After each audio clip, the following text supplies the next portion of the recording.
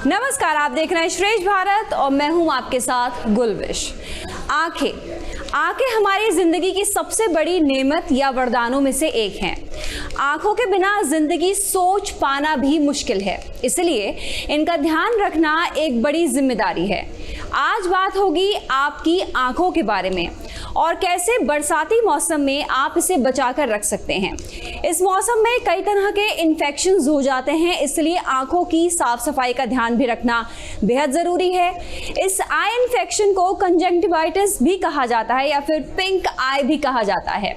Pink आई viral infection की वजह से होता है और ये बैक्टीरियल इन्फेक्शन की वजह से भी हो सकता है या फिर एलर्जिक रिएक्शन भी आंखों में हो सकते हैं इस मौसम में। इसमें आंख में डिस्कम्फर्ट होता है और ये कंटेजियस भी होता है। ये दिखने में छोटी सी समस्या है, पर आंखों का ध्यान रखना इस समय बहुत ज़रूरी हो जाता है अगर आप पिंक आई से जूझ रहे हैं। तो आज आपकी आंखों से जुड़ी समस्याओं की हम बात करने वाले हैं। हमारे साथ मौजूद हैं खास मेहमान, मौजूद हैं हमारे साथ डॉक्टर सुनीता दुबे, जो कि श्रॉफ हॉस्पिटल से हैं और ग्लूकोमा सर्विस की डायरेक्टर है। बहुत बहुत स्वागत है आपका डॉक्टर सुनीता दुबे हमारे कार्यक्रम में। धन्यवाद। डॉक्टर सुनीता, मैं सबसे पहले ये जानना चाहूंगी कंजंक्टिवाइटिस, इसके बारे में, ये क्या होता है, क्या चेंजेस इसमें आंखों में आते हैं और आपकी आंख एकदम रेड हो जाती है। तो पहले हम इसके बारे में जानना चाहेंगे, क्या है पिंक आई? तो पिंक आई, जैसा कि आपने कहा, इसको कंजंक्टिवाइटिस या आंखों का आना भी कहते हैं। तो ये इस बारिश के मौसम में काफ़ी कॉमन है और इसका मुख्य कारण होता है वायरल इन्फेक्शन, बैक्टीरियल इन्फेक्शन या ये एलर्जी की वजह से भी हो सकता है। और ये इस मौसम में खासकर ज़्यादा होता है क्योंकि इस मौसम में बैक्टीरिया और वायरस को पनपने के लिए खास एनवायरनमेंट मिल जाता है, क्योंकि ह्यूमिडिटी रहती है, मौसम में बारिश होती है, पानी भी स्टैग्नेंट हो जाता है जगह जगह। तो ये बैक्टीरिया और वायरस पनपते हैं और उसकी वजह से ये आँख में को इन्फेक्ट कर देते हैं और इसी को कंजंक्टिवाइटिस कहते हैं, जिसमें कि आँखों का जो बाहरी वाइट वाला हिस्सा होता है वो रेड हो जाता है और उसमें सूजन आ जाती है। और इसके खास लक्षण होते हैं कि इसमें आँखों में जलन होती है, पानी आता है, आँख सूज जाती है, लाली हो जाती है। और अगर ये बैक्टीरियल इन्फेक्शन है तो इसमें आपको कई बार डिस्चार्ज, जो कि गाढ़ा पीला कलर का म्यूकस भी आने लगता है, जिससे कि आंखें चिपकने लगती हैं। और यही एक लक्षण है बैक्टीरिया। तो आपको समझना चाहिए कि आपको आंखों में बैक्टीरियल इन्फेक्शन हो जाता है। बट खासकर इस मौसम में वायरल इन्फेक्शन बहुत कॉमन है और ये वायरल इन्फेक्शन कई बार बॉडी में भी हो जाता है, जिसमें फीवर होता है। और दूसरा मुख्य कारण इसका होता है एडिनोवायरल। और जो तीसरी तरह का कंजंक्टिवाइटिस होता है वो एलर्जिक कंजंक्टिवाइटिस होता है। अगेन इस मौसम में, जो कि बारिश का मौसम है, इसमें ये इसलिए कॉमन होता है क्योंकि एटमॉस्फेयर ह्यूमिड होता है और ये जो पेड़ पौधे हैं, इसके पोलेंस या धूल या कोई भी गंदी चीज़ें जिससे कि एलर्जी हो सकती है वो आँखों में जा सकते हैं और उसकी वजह से आँखों में खुजली, बार बार छींक आना, आँखों में आंसू आना, सूजन आना, ये सारे लक्षण होते हैं कंजंक्टिवाइटिस के। इस समय ये जो बरसाती मौसम है, ये इतनी और इसमें क्या लोग आपके पास आ रहे हैं? क्या ऐसा होता है कि 2-3 दिन में समस्या ठीक हो जाए या लंबी भी चल सकती है?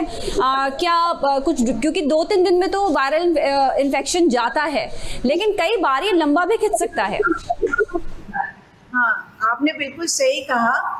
ये जैसा कि मैंने कहा था, आँख के सफ़ेद हिस्से को ये इन्फेक्ट करता है, कंजंक्टाइवा जिसको कहते हैं कंजंक्टाइवा।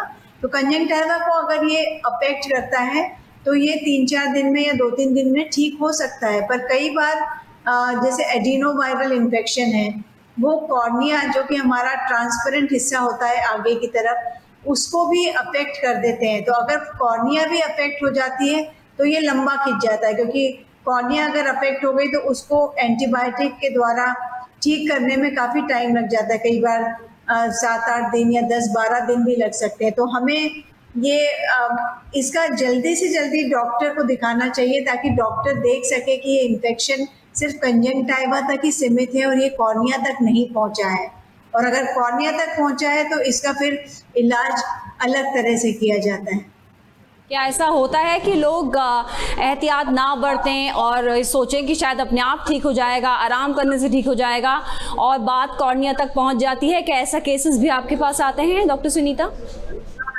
ऐसे केसेस भी हमारे पास आते हैं जहाँ पे कि लोग कोई ट्रीटमेंट नहीं करते। हालांकि अगर ये सिंपल वायरल कंजंक्टिवाइटिस है तो जैसा कि आपने कहा, सिंपल रेस्ट करना, अपनी हाइजीन अच्छे से मेंटेन करना है, बार बार आँखों को हाथ नहीं लगाना है, एक दूसरे का जो सामान है जैसे टॉवल्स हैं या कोई भी आर्टिकल है जो हम घर में एक दूसरे का शेयर करते हैं वो यूज़ नहीं करना है। तो ये सब करने से, और आँख में ल्यूब्रिकेटिंग आई ड्रॉप्स, क्योंकि ये वायरल इन्फेक्शन है तो हम कोई एंटीवायरल ड्रॉप तो यूज़ नहीं कर रहे हैं, हम एंटीबायोटिक ड्रॉप यूज़ करते हैं ताकि हमें सेकेंडरी बैक्टीरियल इन्फेक्शन ना हो और ये आँखें इन्फेक्ट ना हो बैक्टीरिया द्वारा। तो इसलिए हमें प्रिकॉशन लेना बहुत ज़रूरी है कि आँखों की सफाई की जाए, पर्सनल हाइजीन मेंटेन की जाए और लोगों से डिस्टेंस बनाया जा सके, और सिंपल एंटीबायोटिक और ल्यूब्रिकेटिंग आई ड्रॉप यूज़ करें। पर ज़्यादा जैसे कि मैंने कहा है कि डॉक्टर की सलाह लेना बहुत ज़रूरी है, क्योंकि वो पता कर सकते हैं कि ये सिर्फ कंजंक्टिवा तक ही सीमित है या कॉर्निया भी इन्वॉल्व हो गया है इसमें। क्या कोई और आंखों से जुड़ी हुई दिक्कतें इस मौसम में होती हैं लोगों को? इस मेनली जैसे मैंने कहा है, अगर वायरल या बैक्टीरियल नहीं है तो एलर्जी भी बहुत कॉमन है आंखों में, और पेशेंट आते हैं हमारे पास काफ़ी डिस्कम्फर्ट से, उन्हें काफ़ी खुजली होती है। जब हम आंखों को देखते हैं तो उसमें बड़े बड़े दाने दिखाई देते हैं हमें, तो उसमें हमें कई बार स्टेरॉइड का यूज़ करना पड़ता है, पेशेंट को देना पड़ता है लिमिटेड पीरियड ऑफ टाइम के लिए उसको दूर करने के लिए। तो ये वाले इन्फेक्शन भी कॉमन है। तो बेसिकली ये वायरल इन्फेक्शन का सीज़न है मेनली, और बैक्टीरियल इन्फेक्शन, तो बारिश में हमें वायरल और बैक्टीरियल इन्फेक्शन ही ज़्यादा होते हैं। एक और अहम बात ये है डॉक्टर सुनीता, क्योंकि ये मौसम ऐसा है जो, अगर मैं छोटे बच्चों की बात करूं, वो पूल में भी जाते हैं, बड़े भी पूल में जाते हैं, स्विमिंग करते हैं लोग, तो क्या ऐसा है कि आप पूल में जाओगे तो ये चीज़ें ज़्यादा आपको पकड़ सकती हैं? क्या ऐसा मुमकिन है? ये बिल्कुल मुमकिन है। इनफैक्ट हम अगर जिसको भी कंजंक्टिवाइटिस हुआ है, हम यही सुझाव देते हैं कि वो किसी के भी कांटेक्ट में नहीं आए, क्योंकि अगर आपने स्विमिंग पूल में अगर जाते हैं तो स्विमिंग पूल में तो सब कॉमन पानी में एक साथ रहते हैं, तो बहुत ही ज़्यादा चांसेस हैं कि आप दूसरों की आंखों को भी इन्फेक्ट कर सकते हैं। तो जिसको कंजंक्टिवाइटिस है वो तो स्विमिंग पूल में बिल्कुल नहीं जा सकता। और अगर आप कोई देखते हैं कि अगर कोई ऐसा व्यक्ति आपके पास आया है, आपके पास आकर खड़ा है या आपसे हाथ मिला रहा है या आपका कोई भी आर्टिकल यूज़ कर रहा है, तो आपको उन्हें बताना चाहिए कि आप डिस्टेंस मेंटेन करिए, अपने हाथ शेक ना करें, किसी और के साथ हाथ ना मिलाएं, आँखों को हाथ पे ना ले जाएं और आँखों की सफाई करते रहे, क्योंकि जैसे मैंने कहा इसमें कई बार कीचड़ आता है आँख में, बहुत ही डिस्कम्फर्ट रहता है। तो गर्म पानी में रुई के गोले डाल के उसको गर्म पानी से आँखों की सफाई करें, ताकि वो डिस्चार्ज या कीचड़ आँख में जमा ना हो पाए, और उससे, क्योंकि उससे और बैक्टीरिया और वायरसेस की ग्रोथ होती है। तो आई थिंक पर्सनल हाइजीन, जैसा कि मैंने कहा है, डिस्टेंस मेंटेन करना, अपने आर्टिकल्स किसी और को यूज़ नहीं करने देना, ये सारी चीज़ें अगर प्रिकॉशन के तौर पे आप करेंगे तो आप इसको फैलाने से बच जाएंगे या आप खुद संक्रमित होने से बच जाएंगे। तो आपको बहुत ही विजिलेंट रहना पड़ेगा कि कोई आपके आसपास इस बीमारी से ग्रसित ना हो। सुनीता, एक अहम चीज़ जो आप बार बार दोहरा रही हैं वो ये है कि आँख को साफ सफाई रखना है, आपको क्लीन रखना है, क्योंकि हम घर से निकलते हैं, पोल्यूशन भी होता है और मौसम भी बदलते हैं। दिल्ली में आप रहते हैं तो हर तरह का मौसम आप एक साल में उसको आप देख लेते हो। तो ऐसे में आप बाहर जा रहे हो, पोल्यूशन है, 10 तरह के और इन्फेक्शंस हैं, कभी कई जगह कई मार्केट में जाते हो, वहाँ पर कई बार साफ सफाई नहीं होती है। तो ऐसे में अपनी आँखों को कैसे बचा के रखें? क्या कोई लुब्रिकेटिंग आई ड्रॉप्स आप कह रहे हो, उसके अलावा कुछ खास तरह की सफाई करें? कैसे, मैं जनरली जानना चाहती हूँ, जैसे हम बाकी चीज़ों की बॉडी की ध्यान रखते हैं, आंखों का ध्यान हम कैसे रखें? इस मौसम में और इस एनवायरनमेंट में? तो इस एनवायरनमेंट में जैसे आपने कहा मार्केट में जाते हैं तो आप लोगों से डिस्टेंस थोड़ा बना के रखिए, स्पेशली अगर किसी को कोई आंखों में लालीपन या कुछ आ रखा हो। या दूसरा ये कि आप अपने हाथ, क्योंकि आपके हाथ सबसे ज़्यादा गंदे होते हैं जब भी आप मार्केट में जाते हैं या कुछ भी अगर बस में गए हैं या ट्रेन में गए हैं और आपने किसी जगह को टच किया है वहाँ पे, तो पॉसिबिलिटी है कि आप वहाँ से इन्फेक्शन कैच कर सकते हैं। तो आप सबसे पहले प्रिकॉशन ये लीजिए कि अपने हाथ अपनी आँखों से दूर रखें, और दूसरा आप सैनिटाइज़र, हैंड सैनिटाइजर्स का यूज़ करिए ताकि आप बार बार अपने हाथ क्लीन करते रहें। दूसरा ये कि आप जैसे मौसम ह्यूमिड है, डस्टी है, तो आप प्रिवेंटिव गॉगल्स का भी यूज़ कर सकते हैं जिससे कि आपकी आंखों में डायरेक्ट डस्ट या पोलेंस ना जाएं। तो ये तो आप अपने लिए कर सकते हैं। और दूसरा, जैसे ही आप घर आते हैं अपनी आंखों को अच्छे गर्म पानी से वॉश करिए, उसमें ल्यूब्रिकेटिंग आई ड्रॉप, अगर आपको कोई भी किसी भी तरह का सिम्टम्स है तो आप उसमें ल्यूब्रिकेटिंग आई ड्रॉप डाल सकते हैं ताकि आपको थोड़ा कंफर्ट महसूस हो। और अगर आपको लगता है कि आपके सिम्टम्स बढ़ रहे हैं तो फिर आप डॉक्टरी सलाह लीजिए। बिल्कुल, तो यहाँ पर ये छोटी छोटी चीज़ें हैं, क्योंकि हमें अमूमन आदत होती है कि बात करते करते हमने नाक टच कर ली, हमने आँख टच कर ली, ये हमारी आदत होती है। और ये कहीं ना कहीं इसको रोकने की ज़रूरत है, क्योंकि ऐसे ही वायरल इन्फेक्शंस आपकी आँखों तक पहुँच जाते हैं। तो चलिए यहाँ पर आगे बढ़ेंगे। मैं ये जानना चाहती हूँ कि आजकल के समय में क्योंकि हम स्क्रीन टाइम की बात करें, स्क्रीन टाइम को हम नकार नहीं सकते हैं। जिस हिसाब से हम स्क्रीन देखते हैं या सिस्टम पे काम करते हैं या मोबाइल का इस्तेमाल करते हैं, तो ऐसे में स्क्रीन टाइम से अपनी आंखों को कैसे बचाएं, उस इफेक्ट से कैसे बचाएं? देखिए, आजकल ये बहुत ही ज़्यादा यूज़ हो रहा है स्क्रीन का, चाहे वो आपका मोबाइल फ़ोन हो या आपका सिस्टम हो। ज़्यादातर लोग आजकल सिस्टम और मोबाइल का यूज़ काफ़ी ज़्यादा करते हैं, तो इससे डिजिटल स्ट्रेन हो जाता है, इसको कहते हैं डिजिटल स्ट्रेन। और इससे आंखों में सिम्टम्स आ जाते हैं, जैसे हेडेक होना, आंखों में डिस्कम्फर्ट होना, कभी कभी सूखापन लगना, ड्राई आइज़ होना, पानी आना, ये सारी चीज़ें इसके लक्षण हैं। तो इसका प्रिवेंशन का यही उपाय है कि आप जितना कम हो सके उसका यूज़ करें। पर अगर आपको फिर भी दिन भर, अगर, क्योंकि कई लोगों का जॉब इस तरह का होता है कि उन्हें पूरे दिन ही सिस्टम पे रहना पड़ता है, तो आप उसके लिए कुछ प्रिवेंटिव मेजर्स ले सकते हैं। जैसे एक 20x20x20 का रूल है जो कि बहुत ही कॉमनली आपने भी सुना होगा कि आप हर 20 मिनट्स में 20 सेकेंड्स का ब्रेक लें, ब्रेक फ्रॉम द सिस्टम। मतलब आप सिस्टम से अपनी नज़रें हटा के कहीं दूर देखें, अपनी आँखों को बंद करें ताकि आपके जो टीयर्स हैं वो पूरी तरह से आपकी आँखों को वेट करें और आपको ड्राइनेस ना हो। और ये सिस्टम आप करते रहिए, बार बार आपको अपनी आँखें झपकानी है ताकि आपको आँखें आपकी नम रहें और आपकी आँखों में ड्राइनेस ना हो। तो ये हमेशा मैं कहती हूँ कि जब भी आप सिस्टम पे काम करें तो आपको बीच बीच में ब्रेक लेना बहुत ज़रूरी है। ये आपकी हेल्थ के लिए भी ठीक रहेगा। आप चल के बस थोड़ी देर वॉक भी कर सकते हैं। आपको अपनी नज़रें सिस्टम से हटानी है ताकि आप कॉन्स्टेंटली बिना पलक झपकाए उस पर स्टेयर ना करें। तो आई थिंक ये बहुत ही इम्पॉर्टेंट है। और अगर आपको सिम्टम्स होते तो आप ल्यूब्रिकेटिंग आई ड्रॉप्स इसमें काफ़ी हेल्पफुल है, तो आप ल्यूब्रिकेटिंग आई ड्रॉप्स यूज़ कर सकते हैं। तो आई थिंक ये सारी चीज़ें बहुत ही इम्पॉर्टेंट है। इसको कंप्यूटर विजन सिंड्रोम जिसको कि हम कहते हैं, उसको प्रिवेंट करने के लिए। उसको यहाँ पर ये बताई जा रही हैं चीज़ें कि कैसे अपनी आंखों को बचाकर रखना है। जिस हिसाब से अपनी आंखों का आज के समय में हम इस्तेमाल कर रहे हैं, तो उनकी केयर करना बहुत ज़्यादा ज़रूरी है। तो जो लुब्रिकेटिंग आई ड्रॉप्स की आप बात कर रहे हैं, ये अगर कोई दिक्कत ना भी हो, नॉर्मली अपने रूटीन में इसको ऐड कर लें कि हमें शाम में जब हम घर पहुँचे तो हमें इन आई ड्रॉप्स को लगाना है अपनी आंखों पर।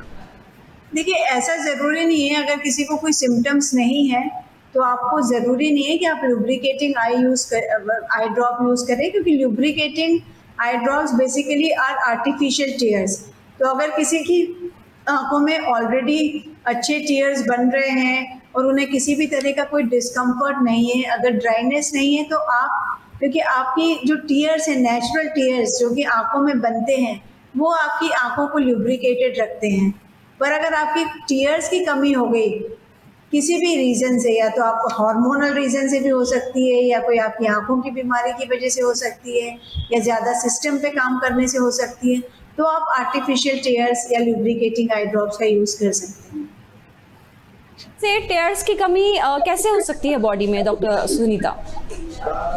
देखिए, टीयर्स की कमी के काफ़ी रीजंस होते हैं। या तो आंखों में कुछ कॉर्नियल प्रॉब्लम हो गई, या जो आंखों में ग्लैंड्स होती हैं जो कि टीयर सिक्रीट करती हैं, जिनको मेबोमियन ग्लैंड्स कहते हैं, वो ग्लैंड्स कई कई बार पोल्यूशन की वजह से या आंखों में इन्फेक्शन की वजह से ब्लॉक हो जाती है, तो टीयर सिक्रीशन प्रॉपर नहीं होता है, तो उस वजह से आपकी टीयर सिक्रीशन लेस हो जाता है और आंखों में डिस्कम्फर्ट हो जाता है, ड्राइनेस आने लगती है। उसका इलाज है कि आप अपनी आंखों में गर्म पानी की सिकाई करें, स्पेशली जो है आई लैशेस के रूट्स हैं वहाँ पे, जहाँ पे मेबोमियन ग्लैंड्स होती हैं, उनके ब्लॉक को दूर करने के लिए आप गर्म पानी से फोमेंटेशन करें, सिकाई करें, और फिर एंटीबायोटिक ऑइंटमेंट जो कि डॉक्टर द्वारा प्रिस्क्राइब्ड होता है वो लगाएं। और तो एक ही रीज़न हुआ कि आपकी टीयर ग्लैंड्स ब्लॉक हो गई हैं। दूसरा रीज़न है एडवांसिंग एज के साथ साथ आपके, जैसे कि हर आपके सिस्टम थोड़े अफेक्ट होते हैं, वैसे ही आंखों में टीयर ग्लैंड्स भी ड्राई अप होने लगती है। कभी कभी हार्मोनल इम्बैलेंस की वजह से भी टीयर ग्लैंड्स पे असर होता है, या फिर आंखों की कुछ प्रॉब्लम है, जैसे कोई प्रॉब्लम्स होती है जिसमें टीयर्स वैसे ही कम बनते हैं, जॉगरेन सिंड्रोम या कोई ड्राई आई से रिलेटेड डिजीजेस। तो ये सारी जो डिजीजेस होती हैं वो आप अगर डॉक्टर के पास जाएंगे तो आपको पता चलेगा कि आपके टीयर्स किस वजह से कम बन रहे हैं। पर रूटीनली जो पेशेंट तो क्या रूटीनली अगर हम पूछें कि चेकअप अगर कराना चाहिए आंखों का, तो क्या किस हिसाब से कितनी ड्यूरेशन के बाद चेकअप करा लेना चाहिए, चाहे आप सही भी हो, लेकिन आपको रूटीन चेकअप कब कब कराना चाहिए? देखिए, रूटीन चेकअप तो 40 साल के बाद हम एडवाइस करते हैं, क्योंकि 40 साल के बाद आंखों की पास की रोशनी भी कमज़ोर होने लगती है। तो जब आप डॉक्टर के पास जाएं तो आप अपना पूरा चेकअप कराएं। आजकल जो आई स्पेशलिस्ट हैं, जो आई सेंटर्स हैं, उसमें सारी सुविधाएं उपलब्ध रहती हैं कि आपका कॉर्निया से लेके तो रेटिना तक पूरा जांच हो जाता है। और अगर आपकी फैमिली में किसी तरह की कोई बीमारी है, स्पेशली काला मोतिया है या डायबिटीज़ है अगर आपको, तो आपको और ज़्यादा फ्रीक्वेंटली आई चेकअप कराना चाहिए, और इवन जल्दी कराना चाहिए, क्योंकि कई बार इन बीमारियों के कोई लक्षण आपको समझ नहीं आता है, क्योंकि विजन आपका जो है वो काफ़ी बाद में कम होता है। शुरू में तो डॉक्टरी जांच से ही वो तरह तरह के इक्विपमेंट और इंस्ट्रूमेंट यूज़ करके पता करते हैं कि आंखों के अंदर कुछ खराबी तो नहीं है, आँख का प्रेशर तो नहीं बढ़ गया है, आँख में ऑप्टिक नर्व ठीक है, रेटिना ठीक है, कॉर्निया में कोई प्रॉब्लम तो नहीं है, कैटरैक्ट तो नहीं बन रहा है, या आँख में एज रिलेटेड मैक्यूलर डिजेनरेशन जो कि ओल्ड एज में हो सकता है वो तो नहीं हो रहा है। तो ये सारी चीज़ें डॉक्टरी जांच पे ही पता चलती है। कई बार मैंने देखा है कि लोग सिर्फ ऑप्टिशियन के पास चले जाते हैं, उनकी शॉप पे चले जाते हैं चश्मा लेने, वो बहुत ही गलत बात है। आपको डॉक्टर ऑप्थेल्मोलॉजिस्ट से आंखों की जांच कराना चाहिए, क्योंकि वो सिर्फ चश्मे की प्रॉब्लम नहीं होती, कई बार आंखों के अंदर कोई सीरियस बीमारी भी हो सकती है, और अगर उसका टाइम पे डिटेक्शन या फिर ट्रीटमेंट नहीं हुआ तो आंखों की रोशनी कई बार चली जा सकती है। तो ये सारी चीज़ों को ध्यान में रखना चाहिए, स्पेशली अगर आपकी फैमिली में कोई आंखों की प्रॉब्लम क्रॉनिक रही है तो आपको बहुत ही केयरफुल रह के यंग एज में भी आपको अपनी आंखों की जांच करानी चाहिए। पर वैसे बात कर रही हैं डॉक्टर सुनीता, क्या अगर मोतियाबिंद की आप बात कर रही हैं, तो क्या अगर फैमिली में किसी को हो तो क्या ये आपको भी हो सकता है? क्योंकि ये तो एज रिलेटेड चीजें बोली जाती हैं कि एज बढ़ेगी तो ये होता है, क्या ये जरूरी है आपकी फैमिली में किसी को हो तो आपको भी होने का डर है? देखिए, सफेद मोतिया तो एज रिलेटेड हो सकता है, पर आजकल हमने देखा है कि काफी यंग लोगों को भी सफेद मोतिया हो रहा है, क्योंकि कई बार ये अल्ट्रावायलेट रेस से एक्सपोजर ज़्यादा होता है, या फिर किसी तरह की कोई डेफिशिएंसी होती है शरीर में, उसकी वजह से भी सफ़ेद मोतिया हो सकता है। काला मोतिया तो हेरिडिटरी होता है, तो अगर आपके परिवार में किसी को काला मोतिया है, स्पेशली अगर आपके पेरेंट्स को है या आपके भाई बहनों को काला मोतिया है, तो ये काफ़ी आप एक एट रिस्क पे आ जाते हैं। तो उस व्यक्ति को जिसके घर में फैमिली हिस्ट्री हो या उसको हाई चश्मे का नंबर हो या कोई स्टेरॉइड मेडिसिन यूज़ कर रहे हैं या डायबिटीज़ या हाइपरटेंशन है, उन लोगों को काला मोतिया होने की रिस्क ज़्यादा होती है। तो ये काला मोतिया की जांच आप खुद पता करके नहीं कर सकते, डॉक्टरी जांच के द्वारा ही पता लगेगा कि आपको काला मोतिया है या नहीं है।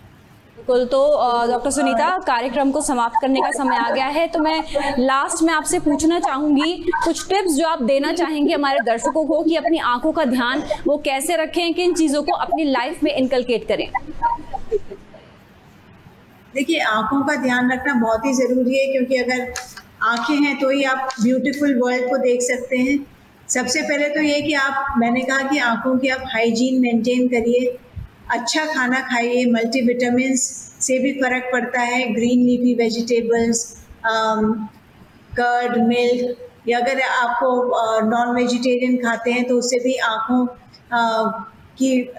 को स्वस्थ रखने में वो भी हेल्पफुल होते हैं। तो good nutritious diet I think is very important. उसके अलावा अगर आपके को लगता है कि आपकी आँख में कभी रोशनी कम हो रही है या पानी आ रहा है या कोई डिस्कम्फर्ट हो रहा है, तो तुरंत डॉक्टरी जांच कराएं। आई थिंक ये बहुत ही इम्पॉर्टेंट है। और अगर आपकी फैमिली में कोई आंखों की बीमारी है तो आपको अपनी आंखों की जांच नियमित रूप से कराना चाहिए। एक नियम बना लेना चाहिए कि आफ्टर 40 ईयर्स एवरी ईयर आपको अपनी जांच किसी ऑप्थेल्मोलॉजिस्ट से करानी चाहिए। और अगर कोई बीमारी है तो आपको उसकी आई ड्रॉप अगर देते हैं, किसी भी तरह की आई ड्रॉप्स, तो आपको उसका सेवन भी रेगुलरली करना चाहिए और फॉलो अप भी रेगुलरली करना चाहिए।